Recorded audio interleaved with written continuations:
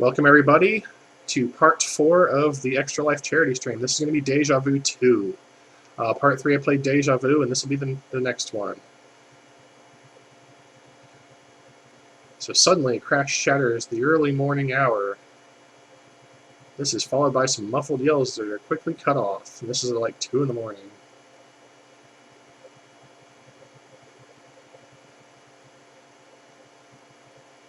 Silence returns to the rundown neighborhood. No one notices as two goons carelessly dump a third man into the trunk of a nearby car.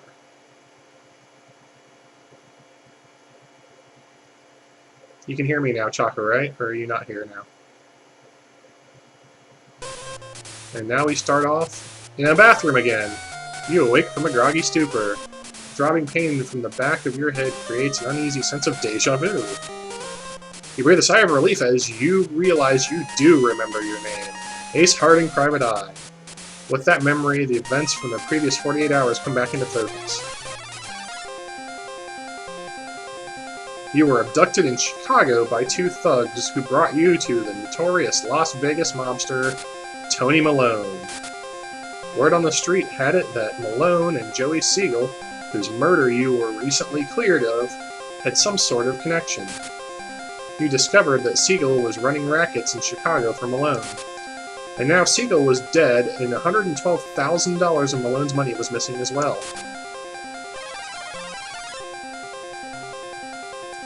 Since you were the last one to deal with Siegel, Malone figured you were the one who left with his money. The Vegas mobster gave you an offer you couldn't refuse. Either return his 112 grand in 1 week, or there'll be the classic "or else" for you.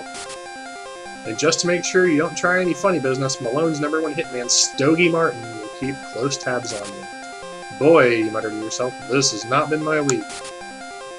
So this supposedly just happens like a day or two afterwards? After the first game, I guess? So you stand up shakily and wonder where that money could be. So, if you're watching on YouTube, come join us. If you follow me on Twitch, you'll get notified when I stream. If you want to donate, links in the description. Twitch people, if you want to donate, links underneath the video you're watching currently right now. So, let's get on with it. So we got pants and a trench coat over there. Let us go through the pants pocket.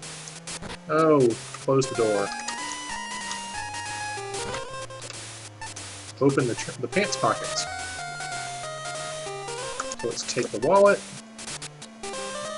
Let's take the key. Let's take the pants. Let's take the trench coat. Now, unlike the last game, we actually have to wear these things. So let's put the pants on. So put the pants on because you don't want to walk around naked and just freak people out. And let's put the trench coat on. Okay. And what we're also going to do is we're going to go ahead and open this wallet. And we're going to take everything out. We're going to take out a news clip. We're going to take out 25 cents, which is 1 coin. We're going to take out $10. We're going to take out $1. And we're going to take out $1. We're going to take out our license. Okay. So now we're going to eyeball a couple of things here. First off, we're going to eyeball the news clip. The newspaper clipping is folded, but you can read the headline. Ace clears name. Private Eye turns tables at last. It mentions the address of Joe's place, where Joey Siegel was murdered. 1060 South Peoria Street, Chicago, Illinois. So now we have our first address. Let's look at the license. It's an Illinois driver's license which reads Theodore Harding, 2034 West Addison, Chicago, Illinois. So apparently Ace is a nickname and our name is really Theodore. Awesome. Now what we can also do is we can open, since this was folded up, we can open the news clip. And there's a news clip number 2, which we will take. Now if we look at that, it's a faded newspaper clipping showing you in the boxing ring with your old sparring partner, Rudy Kowalski. Those were better days indeed. Okay, so let's get out of here. A cheap, messy hotel room, but then who's complaining? A man reeking of cigar smoke appears out of the blue and says, "Just remember, pal, I got instructions to keep my eyes on you, so don't be getting no funny ideas or nothing." So he leaves the room. A discarded cigar ring is the only indication that he was ever here.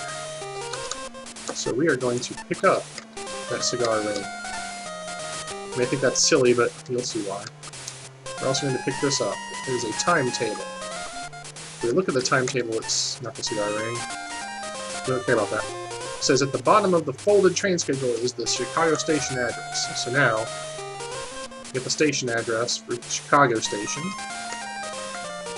Now if we actually open the timetable, a list of fares is included. Las Vegas to New York 35, Vegas to St. Louis 15, Vegas to Los Angeles 15, Vegas to Chicago 20. Bam. Okay. So now, let's rifle through the end table here. We have a paper. If we look at it, a piece of paper reads, Stogie, the payment from LA is overdue. Check it out, and if necessary, lean on Gianelli for me.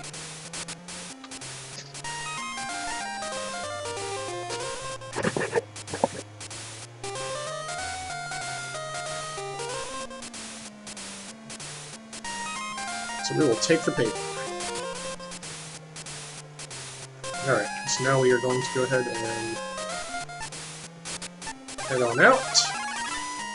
We're in the hotel hallway, and we can hear sounds of gambling in the distance. So we'll go into the casino. Clinks and sounds of chips float out from the lobby. We will go this way. We're the cashier.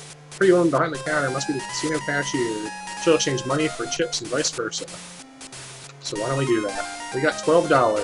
Well, how many chips can we get? Looks like 2, because one chip is $5, according to that sign. The chip is $5. How many chips do we like? Well, we only have $10, so $12, so we'll get 2 chips.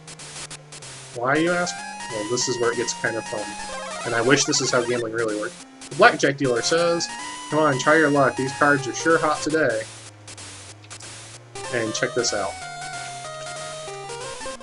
His name reads Rudy Kowalski. Does that name sound familiar? It should, because News Clip 2 said he was your buddy. So if you show it to him, Rudy glances at the article and winks. Look, now he's smiling. Sure has been a long time, Ace, he whispers. I think your luck is about to turn. Good, you could do with some good luck for a change. Basically, you'll see what this means. This is actually pretty awesome. Now, it can still turn out somewhat bad, but it's only momentarily bad. Alright, so he's going to deal some cards. We will bet 2. This is all we have. Now, we have a 14. Should we draw another card? Sure, why not? We have 21. See, this is where it can turn bad, because if the dealer has blackjack, he loses. But basically what happens is he will always deal you 21.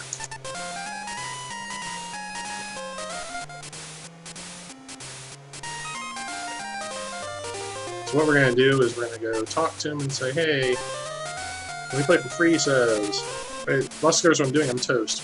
Why don't you go out in the desert? Here, sometimes a man can find his fortune out there. And we'll throw a swing at him. And then we're going to get bounced out of the casino. It's the quick way out of the casino. Alright. So what happens is now we got to find some more money. Because we have to make some trips. And so we need money. Okay, so we just found some. We found $10. So now we're going to go back and buy 2 more chips, and hopefully that crap doesn't happen again. Or he gets a blackjack. So now what we're going to do is buy 2 more chips.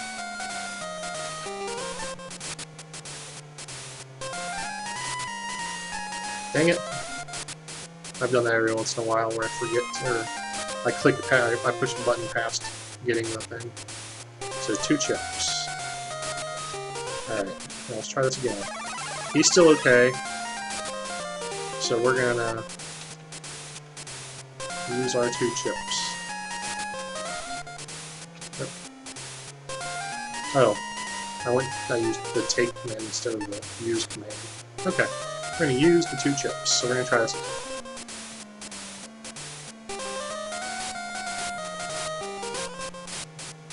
So we'll bet 2 chips. So we have 18. See, normally there's no way in hell we should hit on this, but yes, we have 21. It's really going to do this to me. I have never had it do this to me before.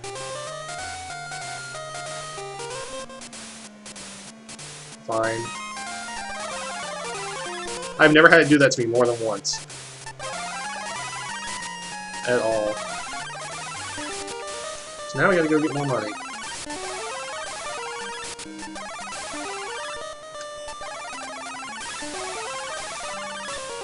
There's 10 bucks. Alright.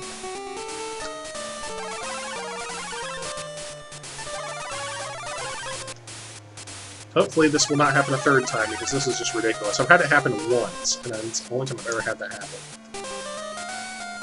It just sucks when it happens before you get past the point of being able to bet 10. Shoot, I did that again. Because the max you can bet is 10. So once you've got more than 10 chips, you don't have to worry about that being a problem.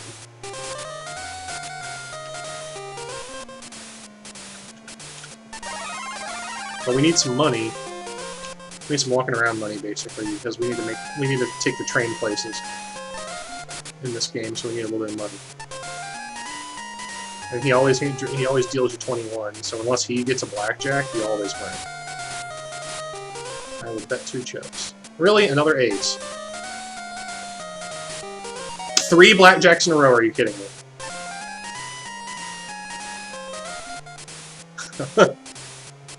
Oh my god. This is really ridiculous. What's wrong, Chaka?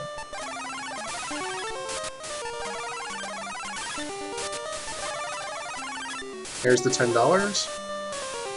So now we can go back and try again.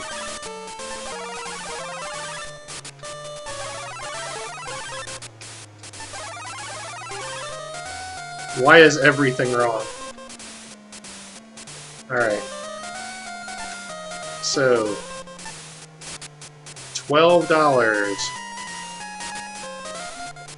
We will get 2 chips again.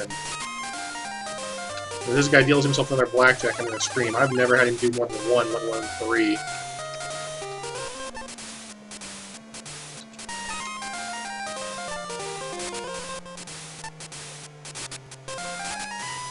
Yes, I know the rules of blackjack, so let's use our chips.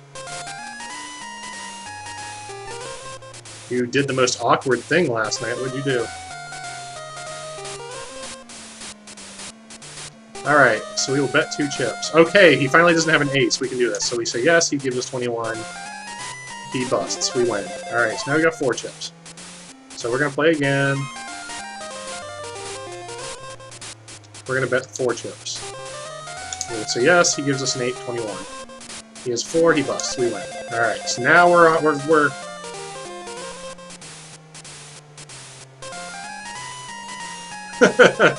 well, look at you. As long as you didn't get punched out, I guess that's probably good. Probably a decent night then, huh? So 14, so he's gonna give us a 7, 21, 10, bust. Okay. So now we're past 10. So now we're in the safe zone. All right. So yes. What I'm gonna do is get up to 50 chips. Is what I'm gonna do. So 10 is the maximum bet. Get that 5. And he busts. Now we're at 26. Now we'll play again. We'll bet 10 chips. Yes, we have 21. He has 12 busts. So now we're at 36. We'll do it again. We'll bet 10 chips.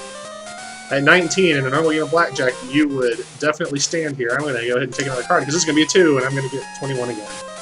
And beat him. Well, did you at least have fun at homecoming? I mean, that's the important thing, right? Alright, so our last turn now. So we've got 46 chips. I'm going to drop the bet to 4 to get us... Okay, so as long as he doesn't have 21. Oh, he had a blackjack. Okay, so he won. No biggie. Alright, so we're 8 short, so that's what we gotta bet.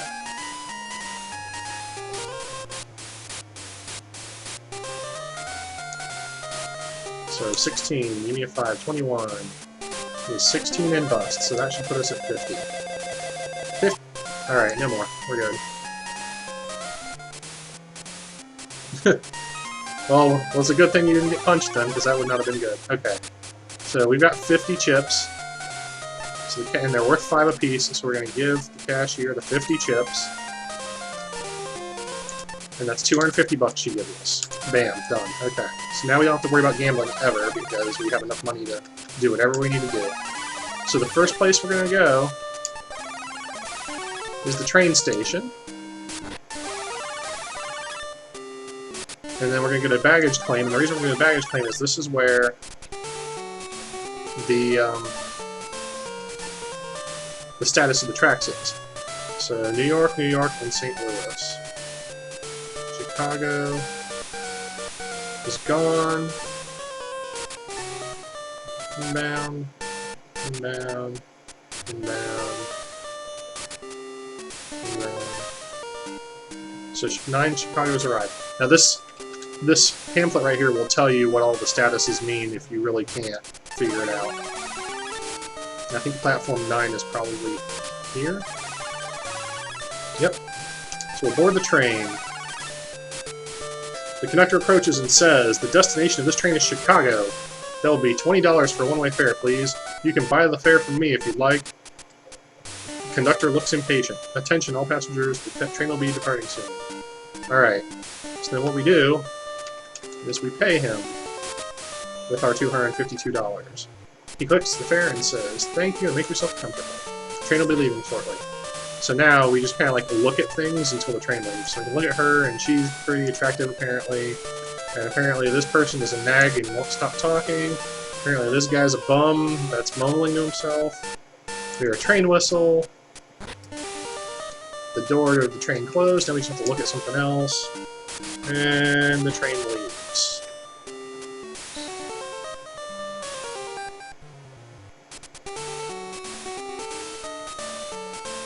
And we look about the train and drift off to sleep. And then wake up and we're in Chicago.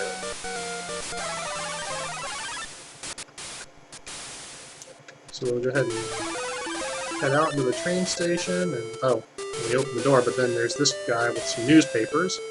This is important, so what we're going to do is we're going to give our $1 that we have to this guy. "Thank you very much," the old man says. "Please take a newspaper." I will do that. So we have news clip number 4. If we look at it, the story reports a local mobster was recently slain, and police are investigating any connection with the recent death of Joey Siegel.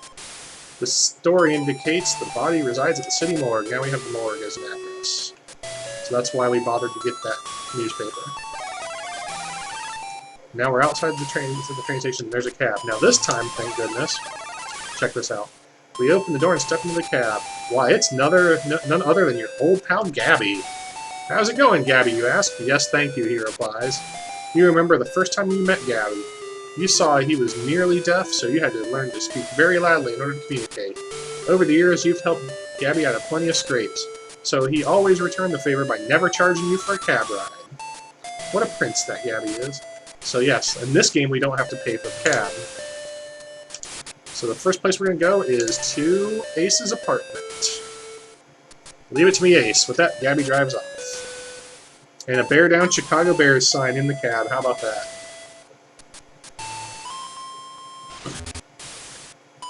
When we stop, Gabby stops the cab with a jerk. He smiles and says, "Here we are, Ace." Thank you, Gabby. And when we get out of the car, in front of a run-down apartment building, home sweet home. So we go inside. Now the door across the hall is ours, and it's locked.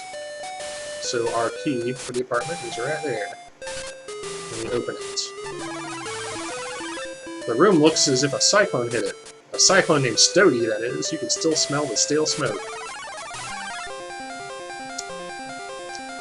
Well, you thought that this would be the best place to start your search for the money, and apparently so did someone else. Your thoughts go back to that night at Joe's place. Maybe that's the next best place to find out what happened. Maybe indeed. Alright, a couple things we'll pick up here. The flashlight. I'm going to grab another cigar ring from Stogie. We're going to take a look in this jacket to find our gun and some more money. So we get the gun. And the money. And a couple more coins.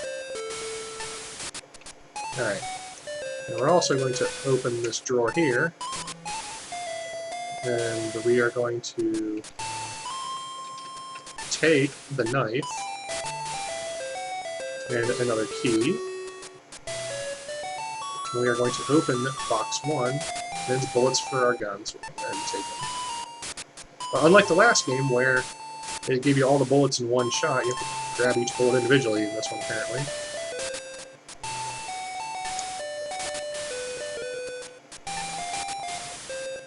Alright.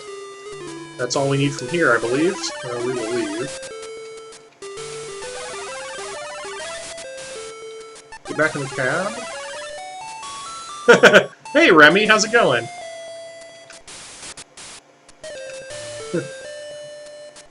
Did you actually play the second one, or did you only play the first one? Because this is the second one, actually.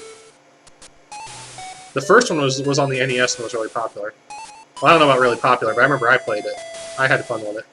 And that is what I played. Oh, you actually did play both. Wow. I actually didn't even know 2 existed until today. So I played it a couple of times to make sure I was good enough at it to just roll through it for a charity stream. Alright, so back to what I was doing. Okay. So welcome Remy and Chaka, both of you guys here. So come on people on YouTube, join the fun. Follow me on Twitch. Link will be in the description to come to my Twitch page. Alright, so just name the place. So we're going to go to the Peoria Street, to the bar.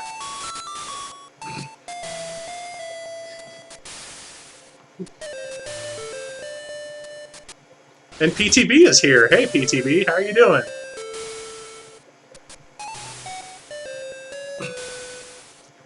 Alright, so now we are at the bar, so let's get out of the cab.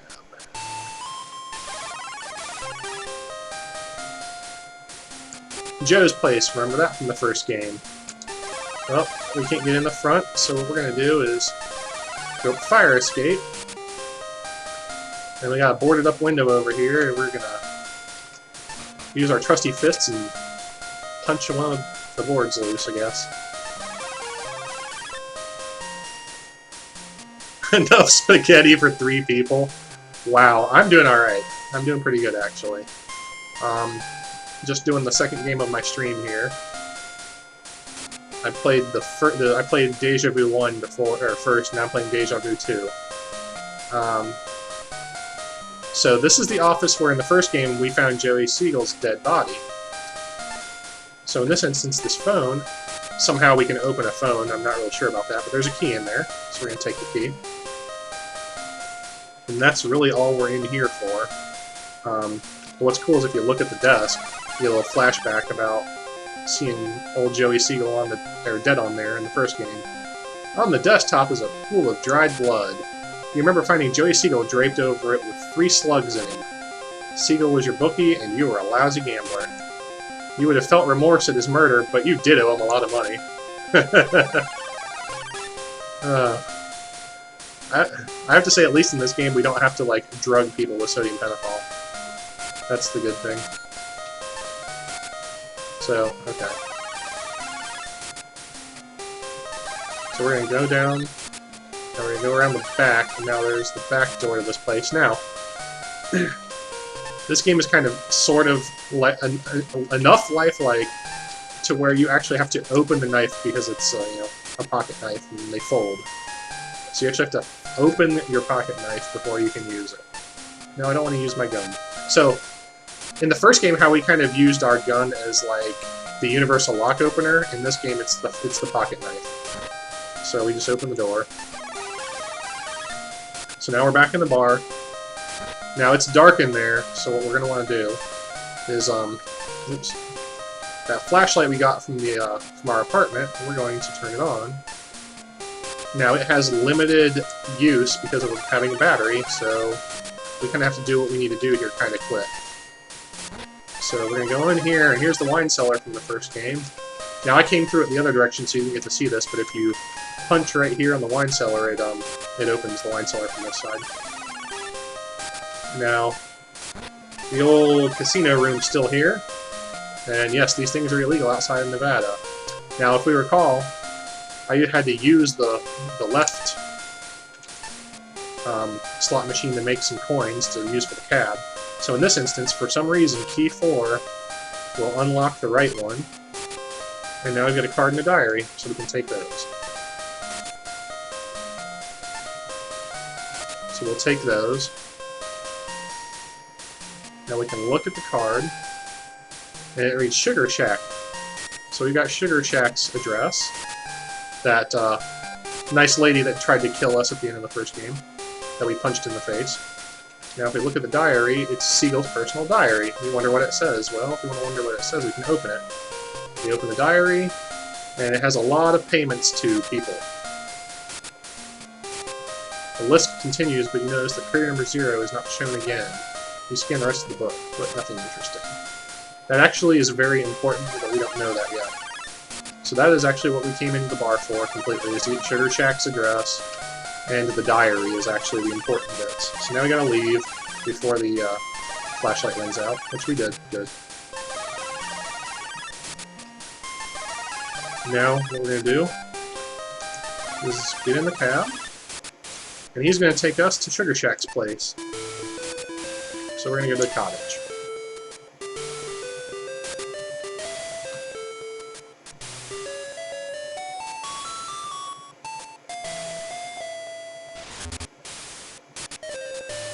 Yep, here we are, Ace. Alright. So, even though there's 2 doors, like you see, I've always gotten out of the left one because I'm trying to get out of the right one.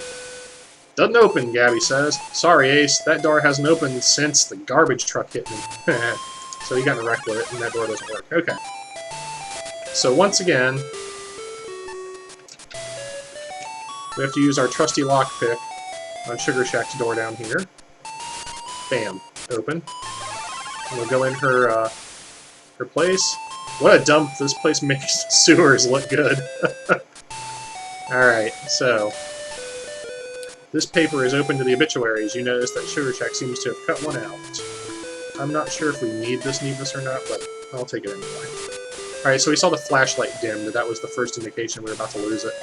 So we can open the wardrobe. We've got a vacuum cleaner, a dress, some laundry, and a uniform. We're going to go ahead and we're going to take the uniform. And we're going to open the vacuum. And then there's the vacuum bag, and we're going to take the vacuum bag. So now what we're going to do, because I wonder if it says what this is, because I know what this is, but it's a cop's uniform. Close examination reveals that the owner is none other than Sergeant McMurphy. He's the flatfoot who picked you up for the Siegel murder. Okay. So it's a cop's uniform. Now what we're going to do with that vacuum cleaner bag is we're going to open it with the knife. And we have envelope 3 in there, so somebody vacuumed up an envelope or something. There's a letter in here. Now this is an important letter. Check this out. It's a letter from Policeman McMurphy, the guy whose uniform we just got. That reads, "Consider this a deathbed testimony, because if I ain't dead now, then as soon as word of this letter gets out, I soon will be. I might be going down over this, but I won't be taking the fall alone. Joey Siegel's been paying off Captain Carlston over some new racket that he's been setting up. All I done is act as the bagman. Siegel gives the dough to some 2-bit thug with a scar running through his eye. This thug gives it to me, and I give it to Carlston. I don't know exactly what Siegel is up to, I'm just the bagman. Looks like Siegel was involved in even more shady stuff than you thought. You wonder whose side he was on." Alright, let's grab that letter. That's an important letter. And let's head on out of here. Alright, so now we're going to head off to the morgue. Watches from the cave. So we're going to head over to the morgue now.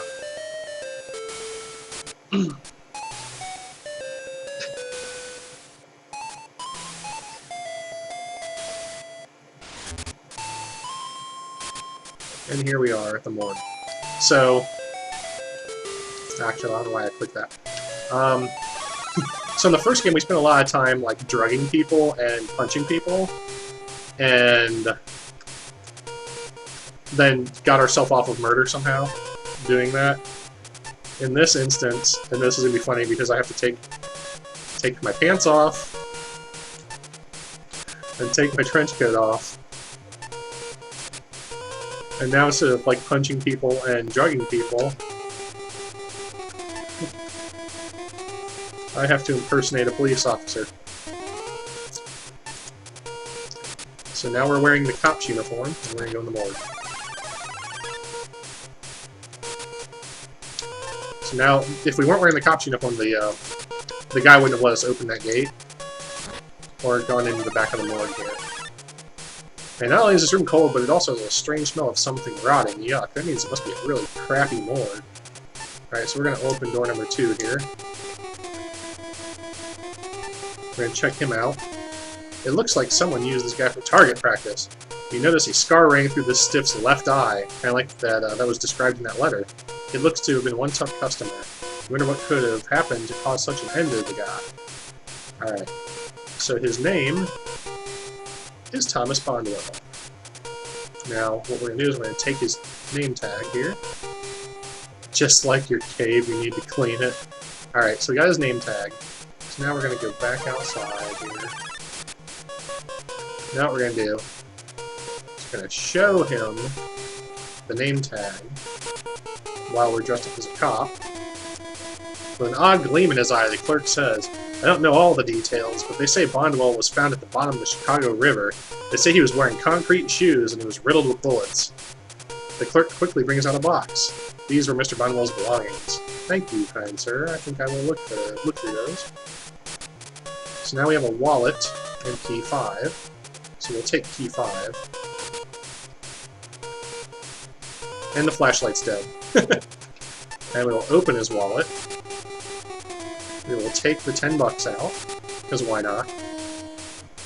We will take the claim ticket and his license. Alright. That's all we can do here. What, Remy? Oh, actually, I need to get out of this cab real quick because I don't think it's gonna be a good idea for me to walk around with a you know a cop's uniform on, you know, impersonating a police officer. So we're gonna take the uniform off before we go anywhere, and then we're gonna put the pants and trench coat back on.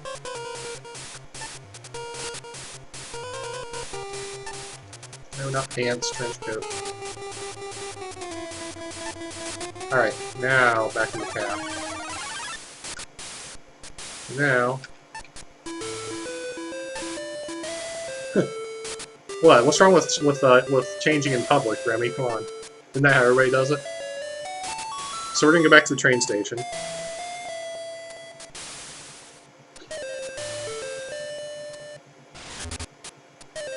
Because we've done everything we need to do in Chicago.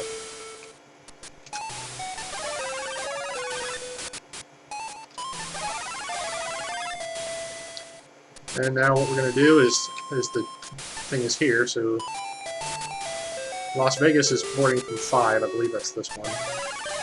Yep. Oh, we missed it. Dang it. Okay, we'll have to go back and wait for the next one. Alright.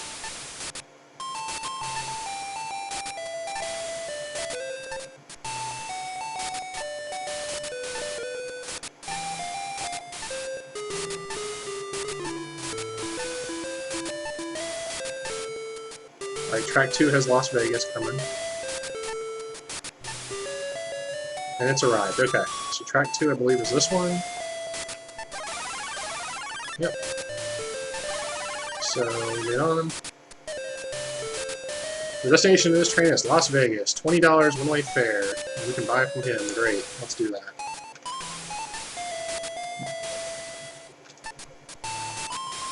Make ourselves comfortable. Alright. So we'll just look around until... Can't see out the window. Closed blinds prevent you from seeing. That person's a nag. That person's a bum. We're about to leave. That person's hot. Okay, we're leaving. Off to Vegas we go. Take a nap.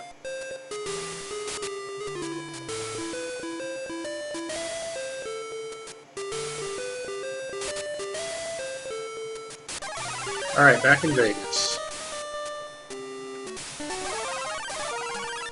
Now we got that claim ticket. Oh, look at that, it's Stogie Martin.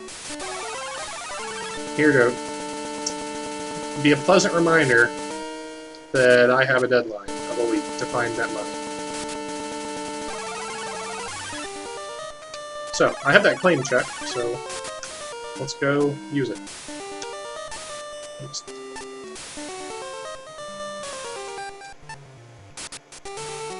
So here we go. You nudge the man and show him your claim ticket. With a start, he wakes up, looks under the counter, and pulls out a big suitcase. Alright. Gonna open the suitcase. Gonna open his laundry. There's an envelope and a snapshot inside. The picture shows Siegel and some other guy standing outside of cleaners. So if we look at the photo, in this picture, Siegel is shaking hands with a thin guy in front of the Reliant Cleaners. Looking closer, you see initials DV on the thin guy's handkerchief. Interesting. You wonder who this guy is and how he knows Siegel. So now we'll open the envelope. We'll look at the letter, because this is a neat letter here. This letter is addressed to Anthony Malone. Mr. Malone, I've come across something strange. I've been making payments to the cops in Chicago on behalf of Siegel. When Joey was iced, I grabbed the books before the coppers could. The payments I'm making aren't recorded there. DV runs things here pretty tight, so you must know about it. And since it ain't in the books, you don't know about it. I think DV is making a power play and is secretly muscling in on your territory. Tom Bonwell. That is an important letter. We will take it. We will also take the photo. Alright, so out we go. Out we go. And we go to the... back to the casino. Yeah, oh snap, right? Things are starting to come together here. Alright, so what we're going to do is we are going to go up to the 3rd floor of the hotel.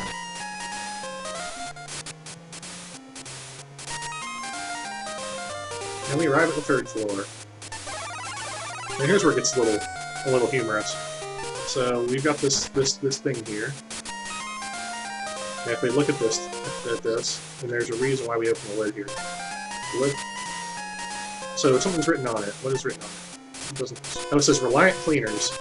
So what we're gonna do is we're gonna get in it, because we just heard about Reliant Cleaners. Then we're gonna close the lid. Once we close the lid, then we just kind of like look at things for a minute. Yeah, it stinks in here. Yeah, it stinks in here. Now I can feel someone pushing the dumpster. The dumpster stops with a jolt and a crash. It's hoisted onto a truck, a grind of gears, and the truck is underway. Good thing you don't get car sick. It's a long ride. When the ride is over, you're hoisted out again, and the lid is open with a bang. You blink as bright light pours in. Your eyes begin to adjust as you notice 2 burly thugs glaring at you. 2 men frisk you. As the 2 goons frisk you, they find a letter to Malone. Wow, look at these! Look at that, Moose! Says the skinnier of the 2. He's got a letter for the big boss. That's right, Spike. You think this guy's a big shot or something? Replies the uglier one. I don't know, Moose, but let's tie this guy up and go tell DV right away. With that, they leave, but not before they grab everything of interest from your pockets. Alright, so we're tied up. Alright, so this little box here has some nails on it that are exposed. So we will use that to untie ourselves. Now this is where we're going to do a little bit of misdirection, if you will. So we're going to open up the front door of this place. Then we're going to go back downstairs. And then we're going to jump in the bin again. And then we're going to wait. By clicking around and looking. It stinks. Yes, it stinks. Nothing there. It stinks. Now, here we go. Uh-oh, you hear footsteps. The 2 goons are coming back. You hear a voice say, "Hey, Spike, he's gone!" You hear a worried voice say, "Uh-oh, Moose, he ain't here." The second voice replies, "The front door's open, Spike, he must have got away." "The boss sure ain't gonna like this," says the first. "You better go tell him, he likes you better anyways." You hear them walk away. Whew, quick thinking, Ace. Alright, so now the goons are gone because they thought we ran out the front door, but we didn't. So now what we're going to do is go behind the counter and into this office over here. In a fairly large office. There's a framed picture on the desk. The guy with Siegel is in the photo too. So, picture of the notorious Anthony Malone shaking the hand of a man you do not recognize. The inscription on the picture reads, "To little Danny V, I'd trust you with my life, TM." Danny V, DV, Danny Ventini, Malone's right-hand man. Danny Ventini must be Malone's right-hand man. If that is so, then what is he doing with a secret office in the cleaners? What is he doing with one indeed? So let's go rifle through his desk, because that's always a popular thing to do. And open this box in his desk, and there's a button in here. Why is there a button in here? Well, this is an interesting button, actually. I have no idea why this even works, but it's kind of funny. Let's see what happens when we look at it. It's a small magnet. It looks like a button of some sort. Okay, the button was what we wanted to get out of here. So, we're going to leave the laundry. We're going to go walking through the desert. Back to the casino.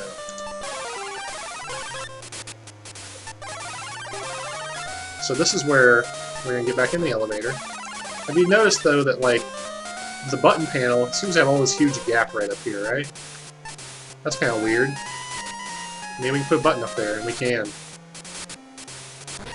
And then it takes us up to the mysterious 4th floor that there's no real button for other than that. Hidden floor in this place. The 4th floor of the hotel seems to contain offices.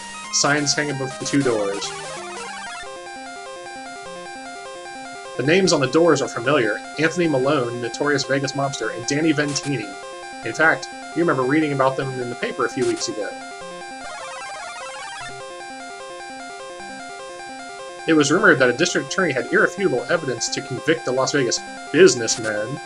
The charges were dropped, however, when the DA turned up dead. Creepy. Okay.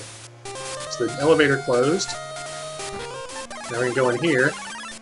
And this is Ventini's other office. Okay, so we're going to rifle through his desk.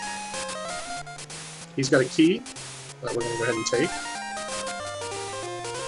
He's got an opener. He's got a record, number 1. So, if we actually look at record number 1, actually we have to open it because it's a book. It's payments. And there's no number 0. The contents differ slightly from the ledger found at Joe's. The payment to courier number 0 is not recorded in this ledger. You wonder why courier number 0 isn't listed in this book. Does that mean that Ventini is hiding some payments from Malone? Is it true that he's muscling in on Malone's operation? You figure that might be the connection. Siegel was paying off courier number 0 and Ventini had to know. Dun dun dun. So we're going to take his paperweight. And we're going to punch it. You yank hard, and the bird comes away from the base. Strange, the bird looks so lifelike as if it might dart from your hands at any minute. You throw out the stand because it seems useless, and now we've got a dart. So now, maybe you can think about what that actually might be for. So we're going to go ahead and take this button, so we make sure to keep it. And we're going to go back to the ground floor. Back to the lobby. Alright. Now we're going to go through the casino door. We're going to go back out here. And we're going to go back to the cleaners. Why are we going to go back to the cleaners? Well, guess what? This door doesn't open from this side. It's locked. And yes, we've got some keys. Key 6 here. Doesn't open the front door. It opens this door over here. This brings us back into the room we were tied up in. Go back up the stairs. Back into the office. And hey, look, a dartboard! Man, should we throw a dart at a dartboard? I don't know. Maybe we should throw a dart at the dartboard. Right on the money! Bullseye! Oh, a secret door. What do you know? It's a secret office. You wonder what types of plans were laid here. Alright, so rifle through desk time. And it's the stuff they took from me. You know why this was so important to them if Malone got his hands on these. So we'll get the photo, get the letter, get the paper, get the record. Okay, so this is how you actually... But see, the first game you were trying to like make it so people couldn't, or basically you were trying to get yourself off the hook for a murder and kidnapping you didn't do. In this one, you're being accused of having money you don't have. So obviously, unless you produce money or something else, they're going to come after you forever.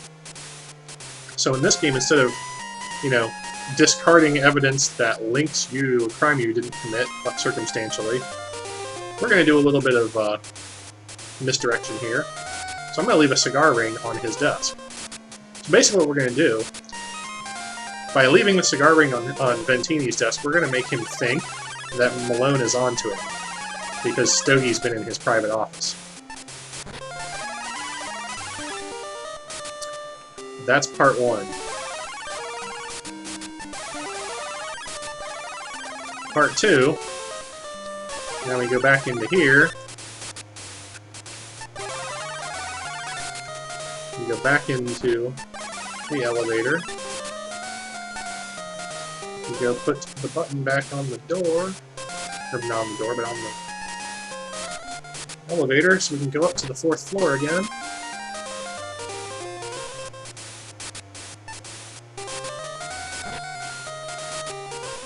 Yeah, silly me.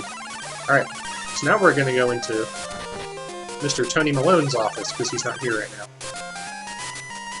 So, instead of going through his desk, what we're going to do is we're going to take Mr. Siegel's diary that shows the payment to Courier Zero and put it in his desk. Then we are going to take that letter 3, where the cop admits all that stuff, and put it in his desk. And then we are going to take letter 1, which, if I remember right, is the, yeah, it's the letter from that guy with the scar. Shoot, I need to not look at that twice. Alright, so we're going to take the letter where where that thug admits that, like, stuff's going down, and put that in his desk, too. Now, we're going to go... and we're going to run like the Dickens. And we're going to get down to the lobby of the Casino Hotel here.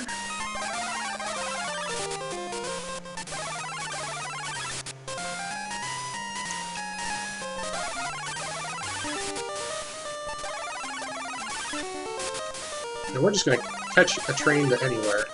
Any train that's here. Okay, there's not one on track 7. Go on 8. There is. Okay, there's a train on 8. Oh, never mind, it left. Alright. Is there something on 9? There is. Okay. So whatever this train is, it's the train to New York. 35 bucks. Sure, why not?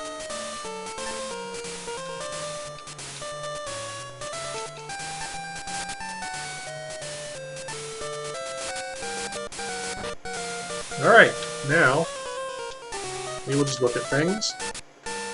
Attractive lady, nag, bum. Alright. Doors closed. Now we go.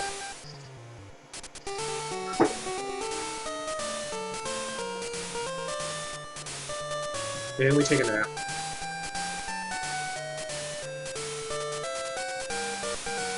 And we're in New York. We get off the train. The train arrived at New York Station. You are not followed as you leave the city. Your plan might have actually worked. Meanwhile, back in the city of Las Vegas, gang kingpin Anthony Malone notices something different about his desk in his private office. The overwhelming evidence of Siegel's diary, Bondwell's letter, and McMurphy's note prove a betrayal in the family. Malone is enraged at the double-crossing of Ventini, someone whom he had treated like his own son. Acting quickly and without mercy, Malone dispatches his goons to catch the younger Ventini, unaware, and dispose of it. Oh, the cleaner gets set on fire. At the same time, mobster Daniel Ventini discovers a telltale cigar ring in his secret office on the outskirts of town. Knowing that could only mean that Malone is onto him, Ventini acts in the only way he can. He sends the few loyal men he has to the Lucky Dice Hotel and Casino. The gang war explodes across the quiet of the desert city. And they kill each other. I no longer have to worry about either of them. Newspapers trumpet the big news of the last few days. Great Las Vegas shootout, double hits on mobster kingpins. You look the stories over as you kick back in your rundown office back in Chicago. Your thoughts turn to Joey Siegel, no good loan shark that got you into this mess in the first place. It's hard to believe that since he died, he nearly got you killed twice. Oh well, the city's got plenty more like him in it. And it'll need a good gumshoe like you to stay on the case. The end. Well, thanks everybody for watching playthroughs of Deja Vu 1 and Deja Vu 2. The Adventures of Ace Harding there. Private Eye. Then we get some credits.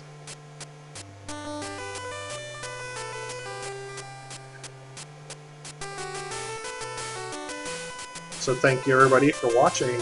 YouTube people, thanks for watching. Follow me on Twitch so that you can come watch these streams as they happen instead of watching them later on YouTube.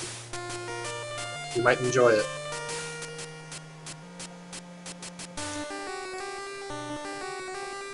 So my last minute pitch about donations. Twitch people, if you want to donate, of course you don't have to, but if you want to, there is a link in the little blurb underneath the video you're watching currently. YouTube people, if you would like to donate, also you do not have to, but if you feel like you want to, there will be a link to my Extra Life page in the description, and you can donate there. I did this on the last video, but since this is going to be split into 2 videos for YouTube, I'm currently at $245. That will be going to Nationwide Children's Hospital in Columbus, Ohio. Very, very good children's hospital. So, definitely thanks for watching the videos. I enjoyed streaming for you guys and enjoyed having people show up to chat. Remy, PTV, Chaka, thank you for showing up. And Remy, thanks for having a seizure on your keyboard. That was pretty cool too.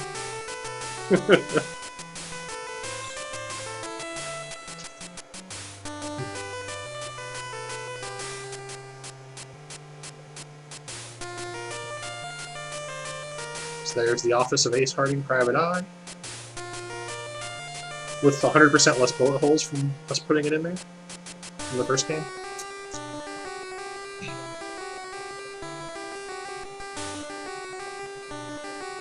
In the end, Ace Harding will... Well, good job, Chaka. Now that the song's done, I'm done. Just to sum it up for you, Chaka, I basically left some damning evidence in Ventini's office and Malone's office, and they killed each other over it. So now I don't owe anybody money. I guess you'll have to go back and watch the and rewatch the stream, or like at least I'm gonna split this up into 2 highlights, so you can watch like the end of the second highlight. But yeah, so yeah, I left Stogie's cigar ring on Ventini's desk, and then left the letter from the cop, the letter from the thug, and the diary from Siegel in Malone's desk, and then they all saw it and killed each other. It was great.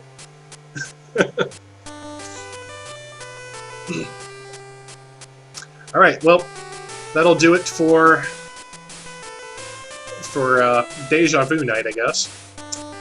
For the Extra Life charity stream. Thank you everybody for watching, and have a good night.